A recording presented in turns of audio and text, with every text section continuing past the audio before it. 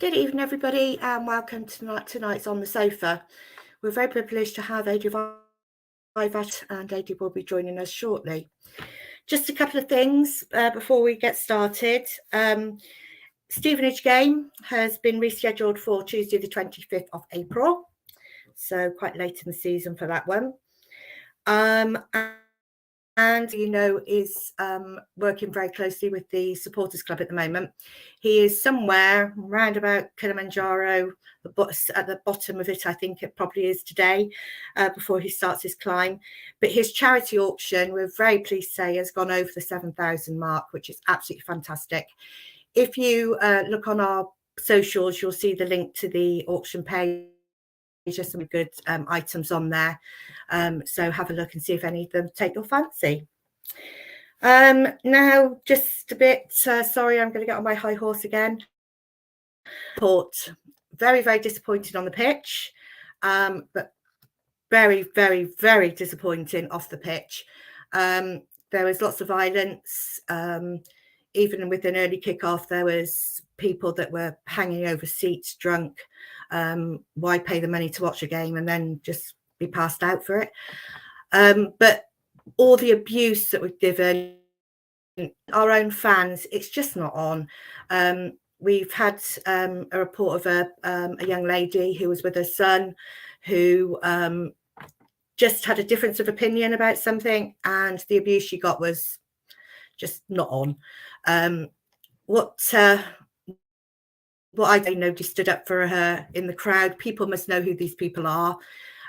So if you do know who they are, please have a word with them and just say, look, it's not on. And the violence in the town centre, why? The people that want to go to away games, we're going to have our ticket allocation reduced in nearly every ground now because of the violence that is being shown. I know we're not the only ones. I'm not saying that. You look at the Liverpool Wolves game and the seats that were ripped up by the Liverpool fans, Millwall at Sunderland. I'm not saying, but it's just disappointing. We're all here for the right reasons, to support the team. So please, if you do a word with them and just try and get them to see sense that there's no sense in it. And also, again, the social media and the abuse that's given to players. Yeah, Russia, no, he made a mistake. He's not going to be sitting there thinking, oh, what a good day I had. He's going to be feeling awful, spur of the moment thing. But he doesn't need the abuse off everybody else as well. So please, as I say again and again, if you're going to write something on social media, please don't send it. Read it twice. If you still want to send it, but just have a think. So sorry, I feel as if I need to say it. So let's get Vic on. Hi, Vic. Hi, Chris. I second everything you've just said. And Daz St. George says ban the wasters. I don't know what to say.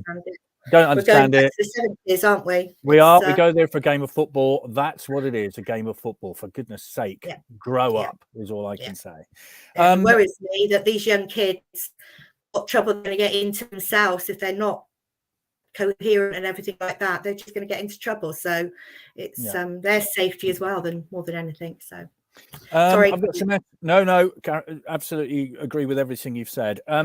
SAS travel tomorrow night. Sutton and Salford on sale. Of course, Sutton, we've got a week tomorrow. Salford a week on Saturday. They're on spaces on SAS travel available for both of those games if you want to go. And I've been told that there are plenty of spaces left for Sutton, and SAS travel would be very happy to take your bookings as they're taking a bit of hit on that one. So if you want to go to Sutton, get on the bus, and that would certainly help SAS travel out. So plenty of spaces available for both Sutton and Salford. They're on sale tomorrow night from 7. Phone bookings tomorrow night. Brilliant. Thanks, Vic. Right. So after we've spoken to Adi, we will have James Spencer on from the Trust with the sort of just going through the brilliant news we had today of the exchange of contracts with the ground. So James is just going to say a bit about that. But let's bring Adi on and we'll get on with this evening. Good evening, Adi. Good evening. How are we? Very well, Adi. Hope you're well too. Yes. No, thank you. Yeah. thank you very, very much for agreeing to come on. I know it's early in the evening for you if you're travelling up to Coventry every day. Thank you. So You're very welcome. Yeah, no problem. let's put them in. Any questions, put them in the comments. We'll get through as many as we can. And I will leave you now in Vic's capable hands. Chris, thanks very much indeed. Adi, thank you ever so much for joining us. Great to see you again. We were reminiscing before the start of this. We were both a great deal younger when we first met, I think it's fair to say, isn't it? Yeah. The wrinkles and the scars are showing a bit big, certainly this side. So you look better than me, but yeah, we've aged like fine wine, I suppose. Hopefully, that's what people would say. Absolutely. I would agree that wholeheartedly. I was going to say, we were talking also before this. We kind of linked you with every football story there is today. It's incredible, really. The Swindon Town sale of the ground, 50-50 between the Supporters Trust and the ownership, is going to go through. The exchange of contracts has taken place today, which we'll talk about later. But my goodness, the club you're at the minute, Coventry City, you could tell a tale or two about grounds, couldn't you? Yeah, while I've been there, I'm 5.5 years now. We played at 4 different ones, but before me as well, there's some really difficult stories. Yeah, of unfortunately, supporters are the ones that pay the price, aren't they? So you're asking fans to travel to Northampton, to Burton, etc. So very difficult when you get into that situation. And we're in that position. We don't own the Rico. It was built for the football club. The fact that it's not in the hands of the football club is a travesty, really. And there's some people, council, etc., that have got a lot of questions to be answered for that over a number of years, a decade, I think it is now. So, it's an interesting time for Swindon. I'm delighted for them. Obviously, it's my hometown club, so you still look out for them with your results, and I'm delighted for them. I think the club's starting to move back on an upward curve. Obviously, slightly disappointing to hear about trouble in that matches, because you want to bring different sets of fans, but you can't control that, unfortunately. But it's a club that looks like it's moving forward in the right way. And, that's a big step today. So the ardent fans like yourself will be tremendously happy with that news. Yeah. Yeah, of course, you went through the problems with Wasps as well. That all went pear-shaped, or should I say egg-shaped, didn't it, when they hit financial trouble? You're at the Rico at the moment. Is that right? Yeah. The management company that owned, obviously owned the Rico, they went into administration as well because they were linked to Wasps. And then Mr. Mike Ashley's Fraser Group bought the ground. Unfortunately, they bought it 3 days before our new owner took over, and he wasn't able to secure a deal in the High Court to take the ground as well, even though he offered a substantially bigger sum to buy it. So that was slightly disappointing. So once again, we're in a position where Doug King is the new owner and he owns the football club, and the Fraser Group own the ground. So it's a difficult situation. We've got a lease that was 10 years with what the company running was, and now it's back to this season and they've got to negotiate again. But that's sort of the life at Coventry. And I think the fans probably wouldn't know it any different if it wasn't chaos for the last few years. But we just like it all to settle down and the club be allowed to play long term at the Rico, as I say again, which is a stadium that was built for the football club. Yeah. Also, of course, today we'll have heard the news of Manchester City, who are being charged with lots of things by the Premier League. Of course, we'll talk about 1990 in great detail, but of course, you were at the club during Swindon's time of turbulence. I mean, my goodness, we don't expect Manchester City to be demoted 2 divisions somehow, do we? No, and having been at Wembley and watched that fantastic Swindon performance to win 1-0 but totally dominate that game and in real control, to then be put back 2 divisions when you had to live through that as a player and a fan and people working at the club, and now you see Man City and it's not going to be the same. Well, that's really, really difficult, very difficult to take, because you don't know whether that at that time, Swindon going into the Premier League, they may have been better prepared than they were the time when we won it in it a couple of years later. So who knows that? But that will leave a real sour taste in the mouth of anybody who was associated with the club at that time. Yeah, if they're not, if they're found guilty, which it seems like they have been, if they're not hit very hard, then that will be very disappointing. And Swindon should look into that, because they would have a case, like any club that's been demoted, of trying to get compensation, and that's what they should be looking at. If it's me, that's what I would be doing. Yeah. Very interesting.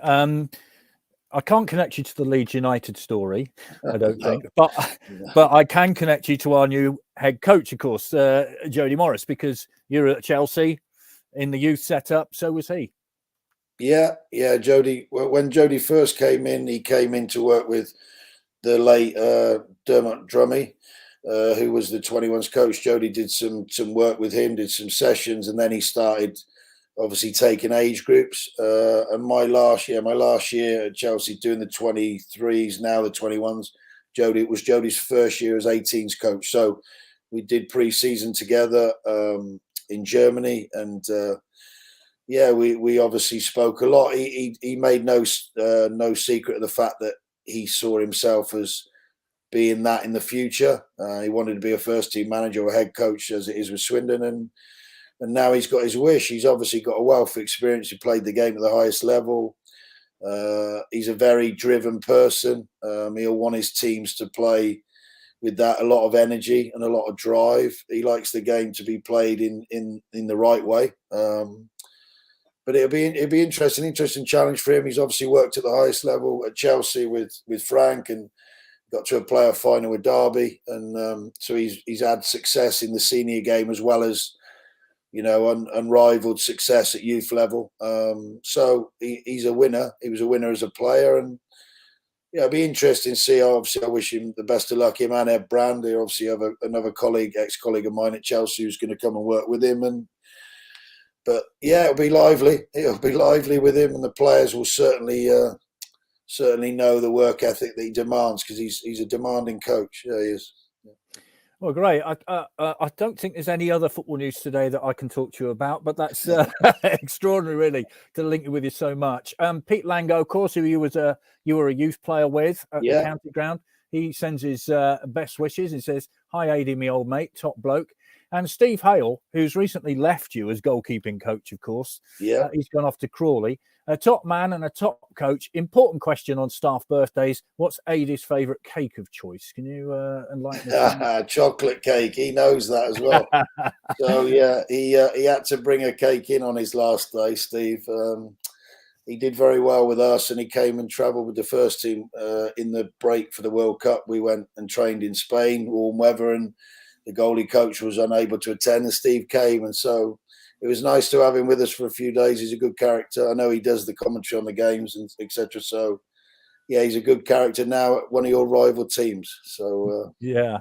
He's been a regular on the Monday night panel that we have as well. So we're delighted that he's continuing in the game. Great bloke. Yeah.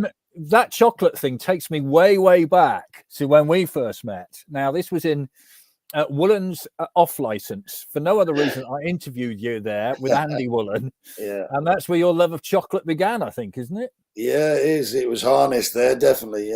Yeah. Terry Woolen, obviously, who played for Swindon in the John Trollope early days era, unfortunately had a serious injury that curtailed his career. But Terry is my uncle. Sheila is my auntie, my dad's sister. And they ran Woolen's off license. Obviously, Andy was a young player at Swindon, a few years older than me. And we used to go and stay there in summer holidays so they could go away for a couple of weeks. And it was too much temptation with the chocolate. So, I had to get free. I used to get a few bars in there, Vic, to be honest. But it's probably why I'm a chocoholic now, yeah. Yeah. Well, there we are. That goes all the way back there. So that's kind of full circle in a way. Let's go back to your early days then. A Swindonian, born on the 30th of September 1969. A very special year in terms of Swindon Town, of course. Currently assistant manager at Coventry City. But you came through the youth ranks at Swindon, originally in a forward position, oddly enough, and then you switched back to centre-back. So how did all that come about? Yeah, I was all the way through from school, 10, 11. I played centre forward. Scored quite a few goals through those years. Played for the local school, played for Brinkworth boys on a Sunday, and then got into the the schoolboys, Swindon schoolboys, so under 13, 14, etc., and was that striking position. When I joined Swindon, it's nearly 16 and 9 months in that year when I joined, 86.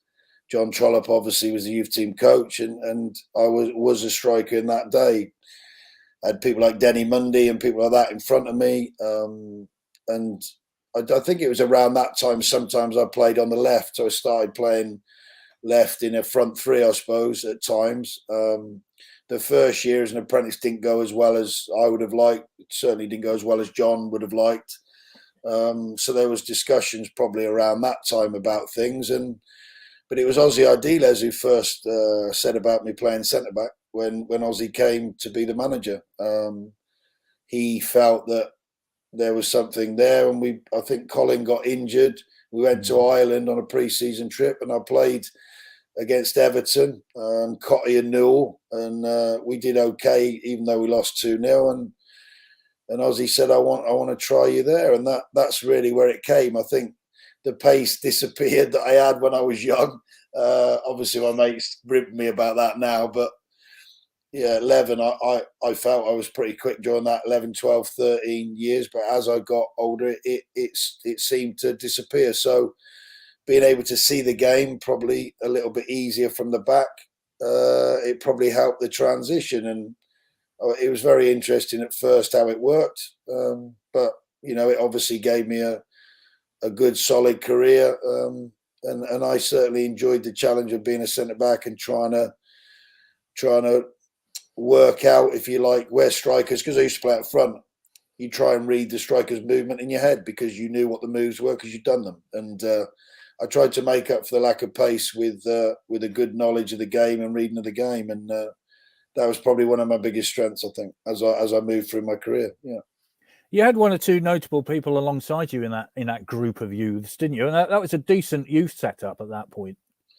Yeah, well, yeah, we obviously had Nicky Summerby, who went on to be sold, to Man City. We had Fitzroy Simpson, who came from Melksham, again went to be sold to Man City. We had Paul Oggy, who from that time has been a lifelong friend of mine, who made his debut in the Oxford game and was unbelievable in a 3-0 win. And they were all very talented players, and some of us were the ones who obviously had to a little bit slightly different on ability, but it was about work rate, and we had a nice balance. Yet we had some good players, and John was a tremendous coach, so we came through quite strongly. I think the younger Oggy and Nicky were a year younger than me, and above us we had obviously like Pete Langer, who's just been on, and Andy Willen was a little bit of that. Mark Gardner, who, funny enough, is now my postman where I live in South Stirling. So it's nice to see him occasionally. But yeah, we had some really good players, and Dean Castley was an outstanding left back in my age, but left to go and do a normal job, which was quite strange at the time. But we had some good pit players, and I probably was the one who was able to stick it out the longest because of my age group. The rest of them, for one reason or not, through the 2 years, it disappeared. So I think you probably had a strong mental capacity, and that's probably helped me as I've worked through the career into coaching. Yeah. What's the difference then between then and now? Because, a lot of people have talked about football combination games that we don't have anymore, all that kind of thing. What's the difference between the youth setups then and the youth setups now? And I mean, we're talking about Swindon and Chelsea. I understand that, which are planets apart, I'm sure. But, is there primarily a difference? Well, if I talk about Swindon when we were coming through, the difference is I was playing next to Ross McLaren or John Cornwall in a combination game, playing against Spurs, who had Terry Fenwick, obviously then went to play for Swindon, Vinnie Samways, Paul Allen, Clive Allen. You're playing against Arsenal with Merson and people, Limpar and people like this. But you're playing next to people that are going to tell you when you've done something right, and they're going to certainly tell you when you've done something wrong. And I think as a 17, 18-year-old, that is a godsend in terms of a career. Now the difference is that there's a big difference between Swindon and Chelsea's youth team, obviously, but the big difference for the players is that they play in but primarily tournaments that are under 21, but really the teams are under 17. So they look at Chelsea's level, they look more like a Champions League game than they do a Football League game, EFL game. So when they then come to go out on loan, some of them find that transition extremely difficult because they haven't actually had the experience. It's why the EFL trophy is a brilliant idea, because it gets them playing against league teams and they get that physical contact that they don't necessarily get every day in training. But that's a big change. I think the lack of playing with senior players, if they're good enough and go and train, same as Swindon, if they're good enough to go from the youth team, train with the first team, then they obviously start to experience it in training. And that is why you should always promote young players into your training groups very quickly. Certainly the lower down you go, that should happen more in the EFL pyramid, because you haven't got the money to be able to go out and buy players willy-nilly. You've got to produce your own. The only way you produce your own is either by having an outstanding individual talent, or the players come and train and they take off the first team players that are the leaders, and the way they work and that work ethic day in, day out, they feel a bit of it and they want a bit more of it.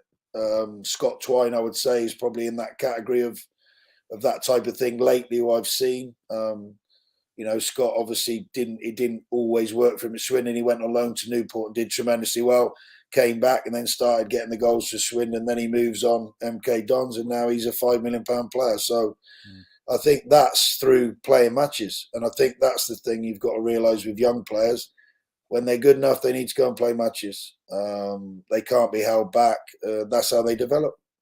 Yeah, he scored a magnificent goal for Burnley the other day, didn't he? And he did. A fabulous free kick, which is, of course, is his speciality, really. Right, I'm going to tell you about it because many people have asked me about this, and part of me doesn't want to talk to you about it, but part of me has to. Your debut, of course, and against Middlesbrough, 3-1 defeat at the county ground. You come on as a sub in a central midfield position, if I remember rightly. Yeah. Then what happened?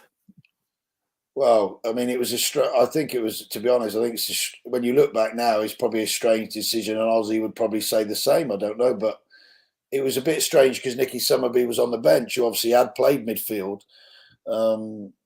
But I came on, and obviously the game was drifting in terms of things were happening around me, and you weren't really getting into the game, and it was sort of floating you by. And the next minute I'd turn around and see that my numbers come up and I'm being taken off. So I think you come on in your league debut, something you dream of probably, and then you're being taken off. So you're going from a tremendous high, all the nerves and things of making your debut, and then you're coming off feeling pretty ashamed and, probably as low as you can be. But around that time, you need to have good friends. You need good people. And obviously I lived in Wootton Bassett. That's where my mum and dad bought a house. That's where we lived. My friends from school used to go to this St Bartholomew's school. We used to go for a kickabout there, even when I obviously started playing football. But I knew that they'd be there. So I went home from the game. I was obviously extremely quiet. I didn't really know what to do with myself. You feel like that's really the end of your career before it's even started. So I got in my car, I drove to this school in Wootton Bassett, and I knew they'd be there.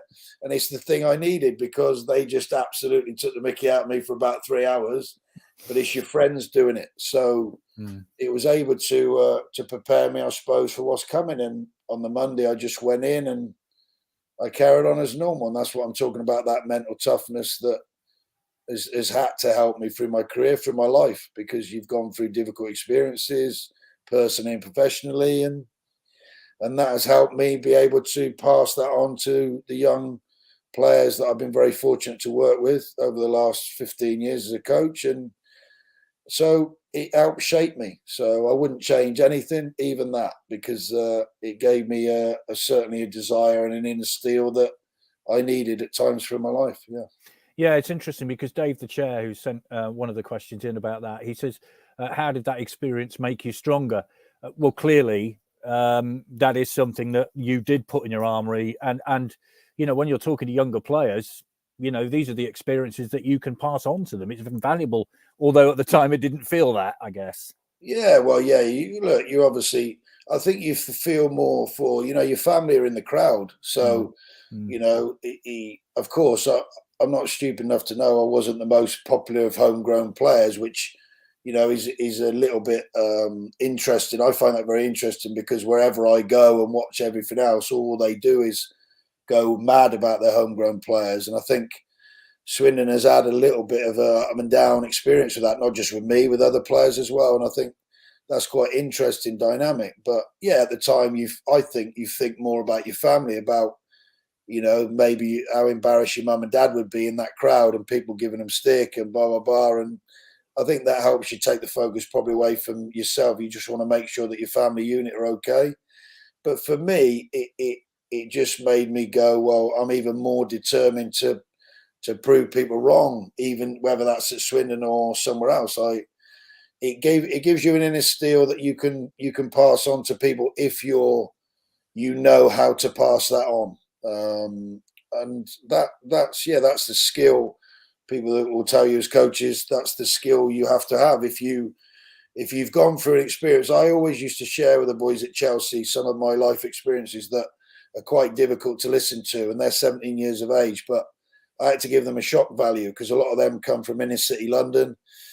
They're looking after 2 or 3 siblings on their own in the evening at 12 years of age while their mum and dad go to work. That's how their life is. That's how they live. Then when they come on a football pitch, they're free. When they get to 17 and they start being around the first team and getting their first professional contract, they've suddenly got choices that they've never had before in their life. So they can make errors. And I used to tell them about things that had gone on in my life just to shock them to be what it could be if this goes wrong. That was one of the stories. If you tell someone you made your debut, you come on as a sub and got took off, they don't believe you. So you have to show them. And I think that helps young people understand that, they're not the only ones going through troubles. Yeah, well, that's very well put. I mean, you were around at a time when there were, Colin Colwood, you've already mentioned. Of course, he picked up several injuries in his career, very serious knee injury. He bounced back from that. Sean Taylor, John Gittins, and Glenn Hoddle, of course. There was a bit of competition there, wasn't there, in the centre-back position? Yeah, I didn't look. I've said it. I said it when I was playing. I had tremendous respect for Colin Fridge, obviously, as I know him. Colin Calderwood, our captain, he was a brilliant captain. Sean Taylor, obviously, Sean was a legend at the club and the way they played. God rest him, John Gittins, I used to enjoy playing with, mainly because he was that quick that if there was balls played behind you, he would just race across and get there. And Glenn Hoddle, so at times when I was out of the team, I had top people in front of me, top players, that made it harder in some ways, but easier in others. The promotion year, I think I played 11 games and started 11 games, and 7 of them, I think, was when Glenn was injured. So, to say you were an understudy to Glenn Hoddle is quite an interesting thing, but I had tremendous respect for them, but it was difficult. Yeah, I found it difficult at times. I always tried to train professionally every day, push them as hard as I could, and try and get that level of intensity that they needed to have. They felt there was pressure from behind, but they were exceptional centre backs. They were exceptional players. They complemented each other really well. But they were always fantastic people to me as well, all of them. So they tried to help and aid my development. They tried to give me a lot of tips. We used to talk a lot. I used to socialise with Sean and his wife, Jackie, and Colin and his family. We used to socialise a lot then, all of the players, with our partners and our children as we got older. And it was a special time, and they were great with me. So no things. Should I have left earlier? Yes, without a doubt. When I look back on my career, I should have gone earlier. I had some opportunities, and then other opportunities were taken away from me by certain situations or certain managers at the club at the time, thinking that they were going to do things in a certain way, and that's what happens in life and football. So, yeah, I was lucky and unlucky, I suppose. You could look at it like that. Well, we'll talk about where you went on to. I mean, let's be honest, you had a pretty darn good career. I'm not, we shouldn't run away with the idea that you didn't. I mean, you had a pretty solid career at Walsall and clubs like that. Let's be fair. Malcolm Davis says, part of my first memories watch Adi. Thanks for your great service to your hometown club. Craig says, Adi might like to know that I once met a Barnsley fan. He sold me a ticket on the Sheffield station. He was raving about what a great loan signing you were for them. I just checked and you only made 2 appearances for them. They must have been good games. So you remembered at Barnsley and places like that. Ian says, I remember AD playing at home versus high-flying Newcastle in place of Glenn. And earlier on, somebody said, what a great game you had in that one. So, you did. Let's be fair. That early experience, toughened you up. And my goodness, you were part of that 1990 squad, which then had that taken away. And another of the questions that has been asked many, many times, but I'm going to ask you this.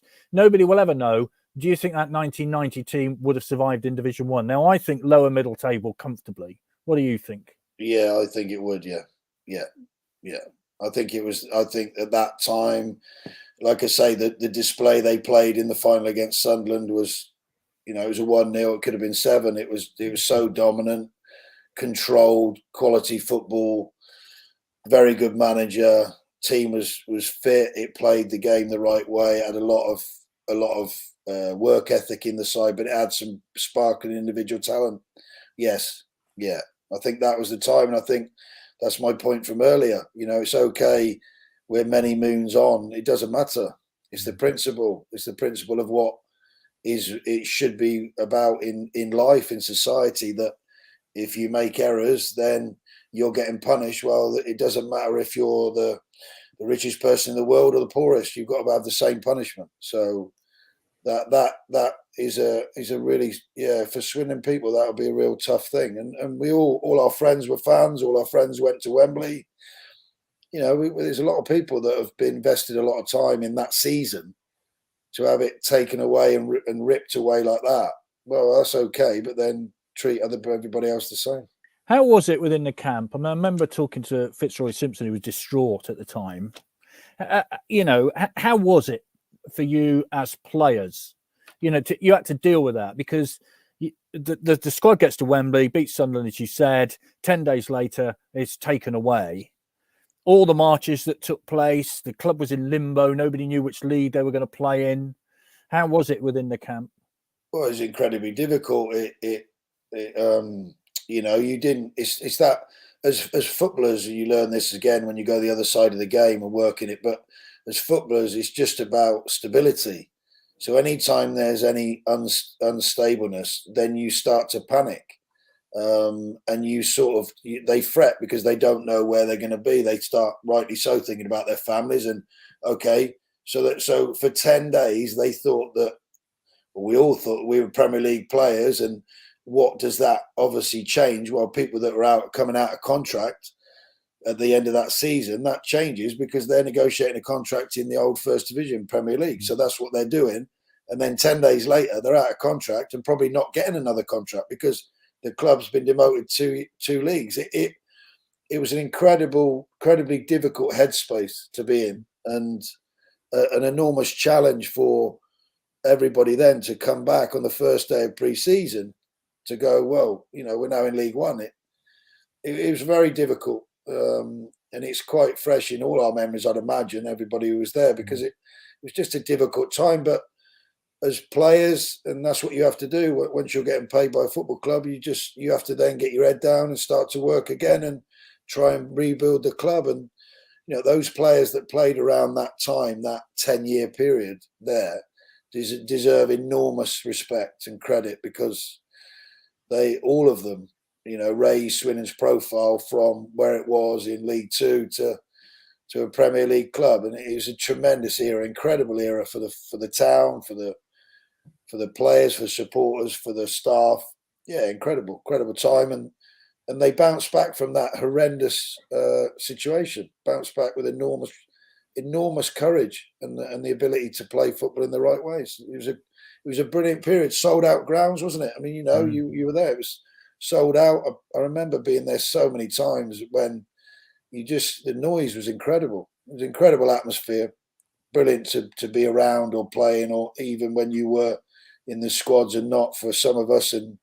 But just the noise level at the county ground then was exceptional. Yeah. What happened to you then subsequently? Because I think once the club got into the Premier League, John Gorman, of course, took over from Glenn Hoddle. How was you at that time? Where were you going? Well, John, when John took over from Glenn, I actually got married that year. So I came back to pre-season from my honeymoon, and John had obviously taken over. And the first couple of games of the season, I was on the bench. Sheffield United, we lost 1-0. Then obviously Oldham, we lost at home late on. The famous when John, bless him, falls down, puts his hand on his face, and then in a reserve game against Arsenal at the county ground, I actually broke my leg in a challenge with the goalkeeper. So I was out for the whole of the rest of the Premier League season. I observed it, and then the next season, obviously we got relegated back in the Championship. The next season, we went to Cyprus pre-season, and the first game I did it again. So then I was out for another 6 months. So I was injured for 15 months, Vic, from that period. Which again for character building, that's what happened to me. It's one of the reasons why the players who I work with or anywhere will tell you that I don't go in a gym because I'd had enough of them for 15 months, because that's all you do. But that was a difficult period again. But you're getting challenged mentally. You're trying to get your head round where your career may end up. And I think when I came back from that was probably the ironic year. Mr. McMahon was in charge at that time, and I was playing. I went on loan to Reading, was playing in a team second in the league, and couldn't get in a team that was second bottom in Swindon. So I went to Reading on loan. We won 6 of the 7 games I was there. They were flying. I stayed another month. They were still in that top 4 position, and I got recalled because Swindon were fighting to stay in the league. And funny enough, Sean Taylor, I played with him, and I played on the right during that last period. And sadly, we got beat by Portsmouth and got relegated on the last day of the season at the county ground, which was a horrendous memory, thinking of all the good ones we had. And during that summer, it was the old days where when you were out of contract, you could give 2 weeks' notice, or the club could give you 2 weeks' notice. They turned down 400,000 bid from Millwall for me in the summer. Somebody else that was still wanted me to stay in the Championship. I was offered a new contract by Swindon in League One. We couldn't agree it. And then Mr. McMahon decided in November or early October, when everybody had got their squads and etc., that he was going to let me go. So that was probably the toughest moment. Forget the debut. That was the toughest moment of my career, because I had a young son who was 9 months old, and you've got 2 weeks' money coming, and you don't know where your future is. And it was that was the hardest time I had in football, not being taken off on my debut as a sub. No, it was that, because you're supporting a family, and you don't know what's going to happen next. And I very nearly went to Yeovil to play part-time. They were part-time then, to play and run their commercial department. Very close to doing it. Went down. It didn't quite happen. And then I got a call from Chris Nicholl at Walsall about coming to play, having a trial, playing a game. And I played in a game on the Bescot, and it was all the first team players mixed. And there was me and another lad who was playing right back, the trialist. And I played against Lightbourne and Butler, who were their first choice strikers at the time. My team won 2-0. It went pretty well. Obviously, Chris was an ex-top centre-half. And I ended up signing a month contract, and then that went into the end of the season. I stayed there 5.5 years. We had a brilliant promotion to the Championship. It was the happiest time of my career. I played with great people who were lifelong friends, and it was a real family club, and we were again there in a really successful period for the club. So yeah, maybe Mr. McMahon, in his own wisdom, maybe he'll feel that he helped my career. That's not how I see it, but we all can differ in football. That's how it goes. Yeah, I think it's fair to say you're player of the year. You led them, you're captain to that promotion. Is that right? I mean, my goodness. And also, you didn't score many goals at Swindon because of the opportunities were sort of somewhat limited. But you got a few at Walsall, I think, didn't you? Yeah, I won back-to-back player of the years. At that time, I was the first player to ever do that. I scored 10 goals in one season, from centre back. I played it. Just look, it was a club that for some reason it fitted me. I fitted them and it fitted me. And when you start to get the opportunities, I think you start to thrive in the environment. We obviously played against Swindon a couple of times. We managed 2 draws at that time when Swindon were obviously doing very well. But yeah, I had an affinity with the fans. I had affinity with the players. We were so close knit. We used to do so much together. And like I said, they were real top characters. And the club just fitted me. It suited me. And I had a really successful time, a really great time there. And and then I moved to Reading in 2000. I was on a Bosman free transfer. I went to Reading. We obviously were, again, another club, big club, that had found themselves in League One. They'd been relegated from the Championship. Alan Pardew took over. And to be fair, Alan signed 5 or 6 of us that had won promotion from League One. So, he built a team that he felt could get out of it. The ironic thing was that season, my first season, we lost to Walsall in the playoff final. And it was the one year, again, probably lucky me, but the one year the finals were played at the Millennium, at the rugby stadium, not at Wembley. But we lost 3-2 after extra time. I was very pleased for them, obviously, but very disappointed for us. And then the next year we went up as runners-up to Brighton.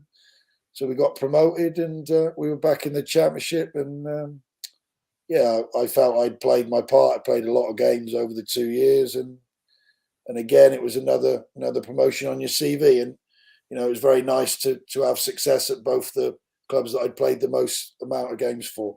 Yeah. Absolutely. But then, of course, you were reunited with Swindon Town, weren't you? Yeah, I came back, with the late Andy King. I was offered a deal at Reading to sort of be like a player coach, but still with the emphasis on potentially playing a few games. But I still had that desire to play, I suppose, because I'd missed out in my younger years on playing a lot of football consecutively. I felt I wanted to go, and I suppose there's something in you that maybe thinks, well, I'll come back, and they say you should never go back, and that unfortunately probably was the term. But it started off very well. I played the first 17 games. We were doing extremely well in the league. We obviously had Tommy Mooney and Sam Parkin, probably the most feared strike force in the league. And then, so things didn't happen. We played Chesterfield away. I think I was taken off with 3-0 down, and I never played again. So that's obviously Andy, as I say, that's his managers, as I know I'm on the other side now. But you make decisions which you feel are right. He made a decision that he felt was the right thing for the club. But again, I wouldn't swap that period, because at that time, when I wasn't having much involvement with the first team, I used to go and work with the youth team with Ian Wone, and I started doing some defensive work within the sessions, and that is probably helped me in terms of where I wanted to be coaching. I knew from 25, probably when I was at Walsall, that I probably felt I could offer something as a youth coach, because we had a young team and the young players looked up to you, and I found it very easy to help them. And I enjoyed that side of it. But Ian Wone, probably without him knowing that, he's obviously a fantastic coach himself. But he really helped me. He doesn't probably realise, but he did, just by giving me that freedom. Because for him, a first team player training with the 18s, you've got to tap into that. It's a great way of doing it, and I know that now because I've been that side. But and I enjoyed it. I enjoyed giving him little tips, helping, maybe trying to do some defensive stuff within Ian's work, and it worked. And for that period, I had a really good time. And then obviously I left Swindon, and I went to Aldershot for a little period. I went to Kidderminster with Jan Mulby. which was great. I'm a Liverpool fan, so to play under one of my heroes was fantastic. He's a brilliant man. Had a couple of spells there, and then I wanted to play. I'd had so many years of fighting and scrapping and trying to get a career for your family and provide. I wanted to go and play for a bit of fun, so I went to Cirencester. Yeah, you ended up managing Siren, of course. Yeah, I did. Yeah, but I played for 18 months up, and they had a really, really good team. Brian Hughes was the manager, and Oggy, Paul Hunt was there actually playing at the time. So it was great to play with my friend, best friend again as well.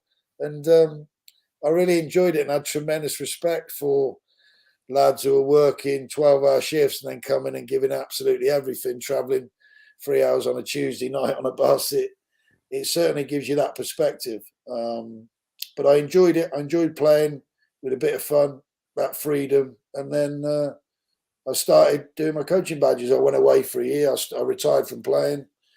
I did my coaching badges and got to A license level. And then I came back to manage Cirencester for a year and a bit before I went into Chelsea's academy. Yeah. Ben Patterson has been in touch. Hi, Adi. Just wanted to say thanks for everything you've done for me and for being such a top guy. You are a legend. Look forward to seeing you soon and talking football. There you go. Ben's a brilliant technician in Mercedes. So a few of the Swindon lads will know him very well as well. And he looks after everybody in there extremely well. He's very, very good at his job. But he's an ardent Swindon fan. Season ticket holder. Him and his dad go every game. So fair play to him. So yeah, he's a top fella as well. Yeah. Excellent. Now one little memory of me of you and Chelsea. Am I right? This is in my head for some reason. When we were playing there, you played for did you swallow your tongue at Stamford Bridge, or have I completely got that wrong? No, Andy Townsend hit my shoulder in the Simod Cup game. I was playing for Swindon. He was playing for Chelsea, and he went up off my shoulder, landed, and he swallowed his tongue. Ah, right. Okay. Yeah. I knew there was a swallowing tongue type incident. Yeah. It was a very frightening experience for everybody who was there, actually, because he was really struggling. You think back to those days, it's not like the awareness and stuff you've got now. And the Chelsea physio was incredible. The speed he got on that pitch, because I could see his eyes were rolling. He was struggling to breathe. He wasn't breathing. He was struggling to breathe. So, yeah, the physio did tremendous for him. I spoke to Andy about it after, actually, when I started working there. We had that conversation, and he did say the same, that how quick was the physio. I said, yes, it was a frightening experience to see. And he said, yeah, probably worse for you lot as players, because I don't remember anything about it. So, yeah. So to Chelsea then, I mean, extraordinary, really. I got a feeling you brought a couple of teams to the county ground, didn't you, in EFL trophy games, if I remember rightly? Yeah, I came once when Luke Williams was the manager. Yeah, the Swindon beat us 2-1. We had people like Mason Mount and that playing in that game. I went in as an under-12 assistant coach, part-time, and I ended up leaving after doing 3 years as under-18s and 3 years at 23s. I was extremely fortunate. I worked with some of the best young players in the world. It was a crazy time. It was a very challenging time, but a brilliant experience. My goal when I started coaching was to be a better coach than I was a player. I never thought I would work at that type of level, but when you're there, you fight to stay at that type of level. And you know, people there obviously saw the growth in me. I probably grew with the players, how they grow, and yeah, it was an exceptional time. I had nearly 10 great years.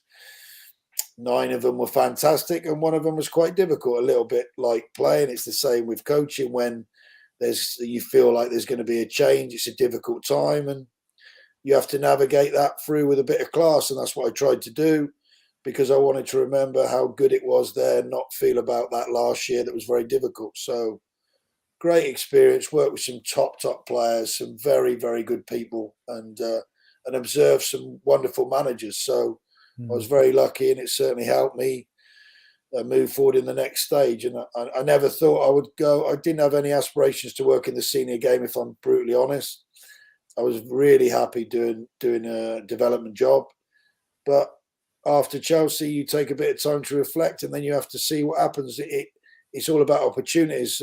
Football, that's what it's about: playing or coaching or managing. It's about opportunities, and that's what happened. I took a few months out because I needed to, because I still lived where I live, South Cerney. I drove and I stayed in hotels a lot around Cobham, and I was away from home a lot, and it was very draining, but brilliant. So great times. Yeah. The aforementioned Pete Lango has been in touch and said, would you come back to Swindon if asked with Jody? I mean, you've played for your hometown club. What about being there in a managerial role? We'll get to Coventry in a minute because, hey, you've had a decent relationship with Mark Robbins, let's be fair. So we're not going to step on those toes right now. But, Swindon in the future, what do you reckon? I've never thought about it, Vic, to be honest. No. I think you don't. You think about things when they're, like I said, when they're put in front of you. Opportunities are about opportunities. I think it depends if an opportunity came anywhere, it depends where you are in your stage of your coaching career. Do you still want to be a coach? Certainly a head coach role is, because that's more really what I do now. Mark Robbins, obviously a tremendous manager. We've been fortunate to have quite a lot of success over the 5.5 years we've worked together. Considering I was only going in for 3 weeks to help him out, it's funny, we talk about that quite a lot, but there's been a lot of growth in that. But you don't know. I mean, I've got no aspirations, like I said, to be a manager. I never did have. It's not what I am. I love being on the grass. I love trying to help develop players. I love trying to make players better, and I love watching all the work come to fruition when it does on a match day, and that's what I get my kick out of. So who nobody knows. You can't say no because you don't know what circumstance you're in. Coming back to Swindon working, I've never really thought. I've been back a few times to watch games. I've enjoyed that. Obviously, some of my friends are season ticket holders. People like Pete go and watch the games quite regularly. You talk to people a lot around where you live, and they're all Swindon fans. So you feel it. But I got to say, I think you've made a really good appointment in Jody, and I think if given time, he will certainly get the club moving in the right direction. Given time, some of the managers aren't. But looking at Coventry at the minute, 15th in the Championship, 38 points from 29 games. I mean, people talk about miracles in football, but bearing in mind the problems that the Sky Blues have had over the years, it has been miraculous. I mean, Mark Robbins seems to be, I don't know how he's revered, I guess, in Coventry. I don't know. Is he? Yeah.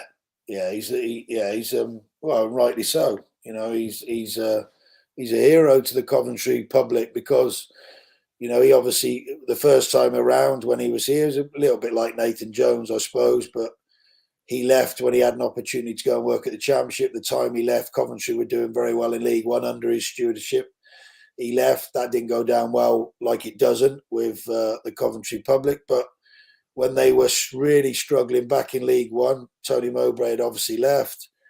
Mark Venus had a little bit of a go. He left, and the club was in turmoil. Sisu were obviously the owners that everybody hated around the club, and what did they do? They turned to Mark, who, by his own admission, is a bit of a firefighter manager. He's had these situations at Rotherham in administration and in his first job. So he's navigated clubs through difficult periods, Scunthorpe as well. So I think they turned to him. He came in. He couldn't save them from the drop in League One. Obviously, I wasn't there then. And they won the Johnston Paint final at Wembley, beating Oxford.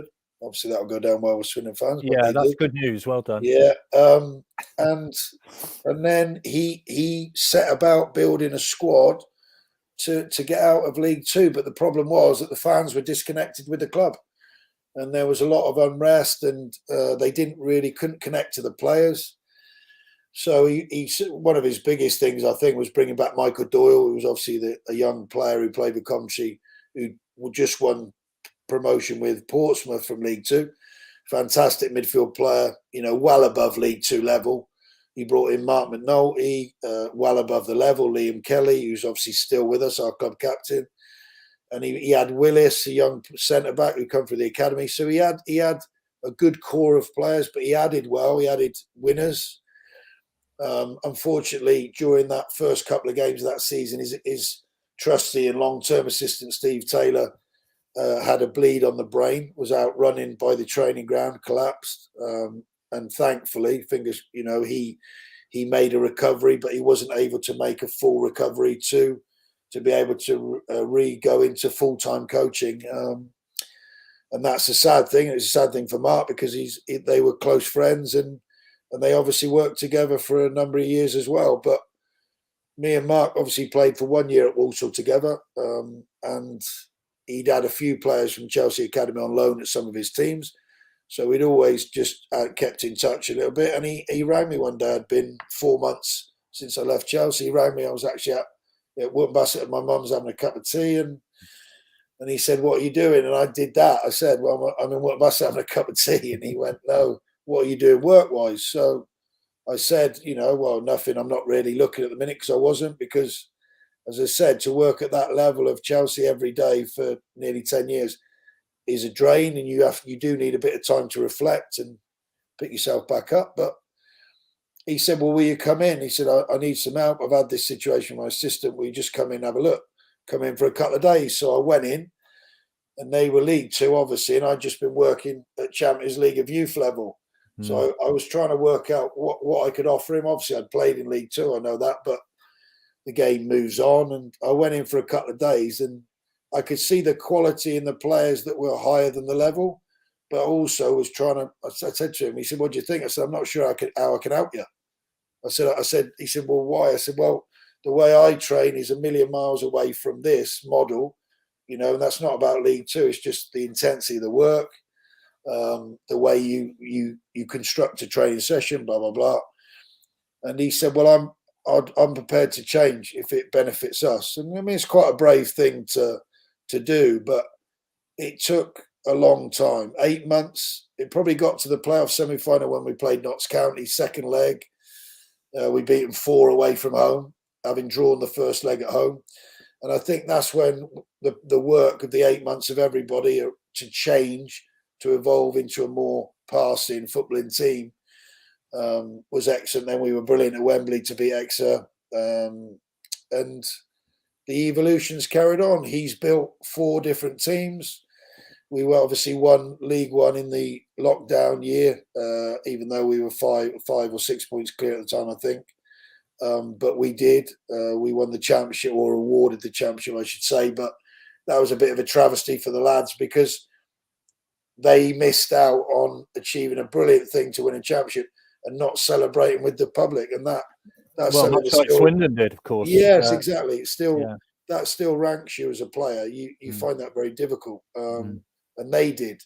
But we went into the championship. The first year was obviously about surviving. We had a difficult year, we did, but we finished quite strong. Managed to stave off any threat, and then last season we managed to entice a couple of really exciting players on loan from Chelsea. We got some more quality, and in January we were 4th and playing some exhilarating football and fast front foot football, and with a young group, and the crowd had now suddenly re-energized with the team. And Mark deserves enormous credit for that because he drove that.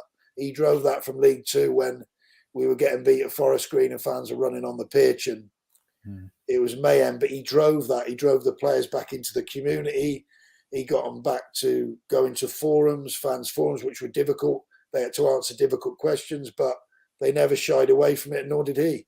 And he deserves enormous credit for that. And yeah, with this year we started off with the usual Coventry start where we couldn't play home games. We had 3 points from 7. Everybody thought, well, that's them. They're dead and buried. And then we had a spell in them just before the international break for the World Cup where we won 7 out of 9.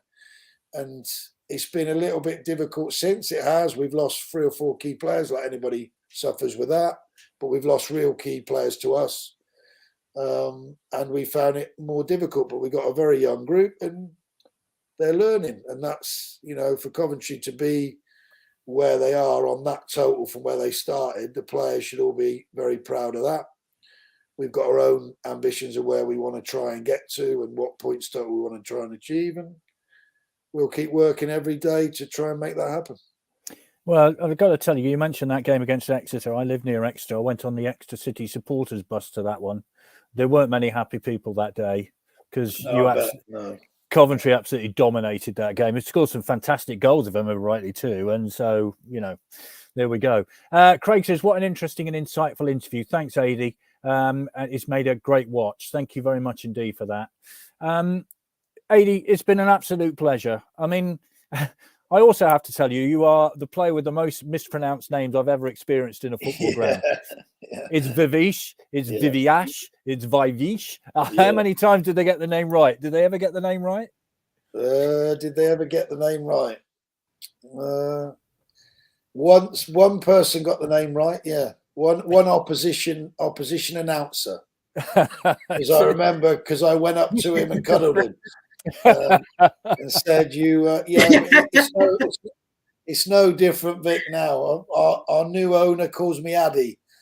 So I've got the first name going wrong now as well. Oh, brilliant. Well, Adi, it's been an absolute pleasure to see you again after all these years. And, always a pleasure. Always a pleasure. Thank you so very much. Thank you. You're very welcome. Take care. Thanks, Adi. Thanks, Adi, for taking the time, and all the best for the season. Okay. Thank you, Chris. Bye. Thank you. Bye-bye. Bye. Okay. Brilliant, Vic. Absolutely brilliant. Yeah, what a lovely bloke. Okay. Absolutely. Yeah. So, shall we bring Mr. Spencer on? Yes, I think we should. Here he is. Because here he is. Part 2 of tonight's On the Sofa. It's interesting because we were talking to Adi, about Coventry City's problems with their ground over the years, which has been, like pulling fingernails out, I would imagine, for every Coventry City fan. And here we are, Mr. Spencer, celebrating a gigantic step forward for Swindon Town Football Club. Now, I know it's not all over yet, but tell us exactly where we are and what we're expecting now. Yeah, absolutely. First of all, wasn't Adi a nice guy? That was really interesting interview, actually. Really, absolutely really lovely bloke. I've known him for many, many years, and he's yeah. No, I remember him. I'm old, so I remember him playing back in the day. So, yeah, he was a very, very, very solid player and very consistent, which is great. Yeah. So where we are, today we exchanged contracts ultimately on the county ground with Swindon Borough Council. The kind of deposit's been paid. 230,000. So they're a little bit richer now, the council. And ultimately, we'll look to kind of complete the deal by the end of March. But I think there's a lot of hope that we'll get it done sooner than that, maybe even early March. But certainly by the end of March, the completion will happen, and obviously then the balance of the funds will be paid to Swindon Borough Council. All of which is all coming from the Adi Trust, who, we mustn't forget, effectively funded this whole county ground purchase. So huge kudos and support and thanks go to everyone involved, really, from the Nigel Adi Trust for getting us to this point. But so that's kind of where we are. And at the point when effectively the completion occurs. The trust will then go out and offer fans the opportunity to essentially be part of it, really. And in terms of the 50% that the trust ultimately own, we'll look to allow fans to purchase part of that, really, and own their part of the county ground. So that's obviously one of the key things that will be coming up in the next 3 or 4 weeks. Before we kind of get to the point of ultimate completion, and then all the fun starts then in terms of making plans on what we actually do, order and when. I was going to say there's been a lot of hard work go into this, and maybe you can give us an idea of how much hard work. But there's a lot of hard work to come once the ground becomes the clubs and the trusts and the fans, as it were. Sean says, hope it keeps our council tax down. I love that. I saw that earlier on. I don't actually live in Swindon, so I'm not going to benefit from that. No, it doesn't bother me either, really. But, in terms of, just give us an idea of how much hard work's gone into this. And as we've said, it doesn't end now. It's not like, here's the keys, it's all over, done and dusted, thanks very much, you have a ground. There's a lot more hard work to do. But Give us an idea of how much hard work's gone into this. Yeah, I mean, fans would not believe. I mean, I know he won't really want me saying this, but Steve Myton, who's obviously the chairman of the trust, you know, he's been working on this for probably 8 to 10 years. So that's a huge part of his life, effectively. And you know, we've had like, you know, they will say the best things happen, you know, eventually, but ultimately, you know, he's had a roller coaster ride over those 8 to 10 years. You know, we got so far, then it kind of got pushed back, and you know, we've had a few issues, but we're obviously there now. But there's just been huge amounts of work that have gone on behind the scenes. I mean, you know, you've got you've got kind of negotiations. We've got lawyers working for us ultimately that have been, you know, going through all the contracts, multiple versions. I mean, we're probably on version 40 or something of the contracts that ultimately that we've ended up signing. You know, there's so many people involved from the council, from the football club, you know, Clem and Rob, obviously the trust board, multiple people involved from that. You know, you've obviously got the Adi Trust then as well. You know, there's been regular meetings every single week going through all the legals for I don't know how long now, probably a good year to get us to this point now. Huge amounts of work. I think some people probably feel like they've got a part-time job which they're not being paid for.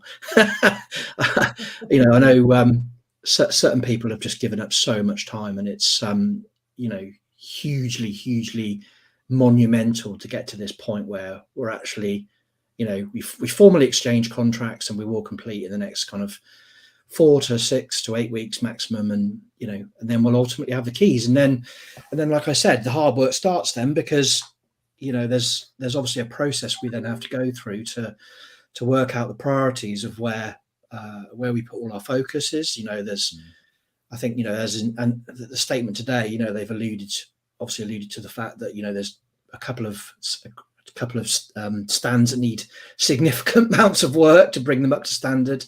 You know, there's corporate boxes in the Don Rogers, there's you know, hotel, conference centre in the town end. All these are really good things that you know, we want to try and do. It's working out what to do in what order and how we can do it so it least impacts the actual football. You know, like, you know, a lot of clubs are having to go through the same kind of thing. You know, ultimately, you don't want to take away or impact the kind of season, if you like, when the team are playing, with having all this redevelopment going on. So it's got to be carefully planned to try and minimise the impact to the fans really in the club. So yeah. Well, all the reaction on social media has been positive. I can't, you know, it's been fantastic this afternoon watching people commenting. When is the moment when the champagne cork pops then? Well, the completion date essentially, because that's when we get the keys, you know. Yeah, we go from being tenants to being county ground stadium owners, which is a huge step forward. So, yeah, definitely some parties and some nice. Might have to ask Clem to open his wine cellar possibly and bring some of his finest wine over next time he comes over to celebrate possibly. I'm sure he's got a nice cellar in the back in Australia. No, I think some celebrations and really to celebrate with the fans as well. It's not just about the people that have been involved in making this happen, but it's a celebration for Swindon Town Football Club and its fans ultimately, because you know, it's very. I mean, we've been doing some research. We don't think this has been done before in you know, with any other football club in terms of, you know, the club and the fans kind of 50-50 owning their own ground. It's quite unique. So it's definitely something to celebrate. Yeah, absolutely. And I think it's fair to say, Chris, isn't it, that this has been something that people have dreamt of a long time ago, and it's the way the club can move forward. Oh, of course. And it's just something that has always been there, but you honestly didn't think it was going to happen. And as you say, with Steve working on this for 10 years, it's amazing that we're so near to that point when we can actually just say, yes, it's ours, and what day that's going to be. Absolutely 100%. wonderful. Yeah, we should all celebrate, I think. Definitely. Yeah. Is there going to be a celebration? Yeah, There must be a home game around about that time that we can all go on there and. I think, yeah. I mean, I don't know it No. hasn't been spoken about, but I would imagine yes, there will be something. And I think there's two things: there's celebrating all of us as fans and what have you, but there's also thinking about very clearly how we can actually thank Nigel Eady and the trust, really, and how we ultimately do that. I've seen quite a lot of comments about, what are the club going to do and the trust going to do about thanking the Nigel Eady Trust, and obviously acknowledging Nigel Eady's money and focus on the football club. So I think that's a key thing as well to try and undertake and work out how we do that. Yeah. Right. Yeah, we've got a comment here from Sean. When's the share issue likely to be happening? Now, I know this is something you can't. I know you're working on this. Shall we say? Is that right?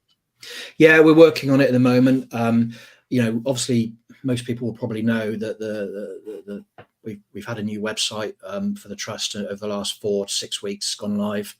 The whole idea of building that new website was to underpin the kind of share purchase piece for fans. So we're looking kind of early to mid March basically for the to go live with the share purchase. And I've said to you, to both Chris and to yourself, Vic, that obviously when we get to that point of being ready to launch, we'll certainly, if invited, come back on and explain it all to fans on how they can purchase those shares and ultimately be part of all this. Yeah, it would be really nice, wouldn't it, Chris, to sort of get a special on and all the questions that people might have, of course, we can ask that night. Yeah. I mean, we've already had a lot of questions come in on exactly. social media and on email. So we're trying to kind of pull all those questions together and create our own kind of FAQ that we'll put on our website. But yeah, more than happy to come on and when we do launch and explain it all and answer any fans' questions. Yeah, it seems like this one that Steve's just sent in. Will the capacity be reduced whilst development takes place? Well, that's, I guess, inevitable because if you're developing a town end, there ain't going to be so many people there, are there? I mean, that sort of thing is the practical problems that you're going to face. And another one is, when do you think the redevelopment will start? Well, that's another question that needs answering. So all these questions on that evening when you come on, that would be lovely to get those questions answered. Yeah, we'll do our absolute best to try and answer as many questions as we can. So yeah. Well, I think you can set it about like buying a house, can't you? Until you actually get the keys, you can't book to get it redecorated because you don't know if that date, when that date's going to be. So in a bigger scale, this is just that. So as soon as that's done, that's when the work starts on everything. Exactly. And I see quite a lot of fans saying about various parts of facilities at the moment in the county ground. Well, naturally the club have not wanted to invest in some of these things to improve them until obviously we own the ground, because really, if that wouldn't have happened, you could have ended up wasting a lot of money. So naturally there's a big long list of things that need to be addressed. Yeah. Here's another one. Would shares be able to be purchased for our kids for future, etc.? Hold fire on all these questions. I can tell people now there will be an under 16 certificate. Okay, marvellous.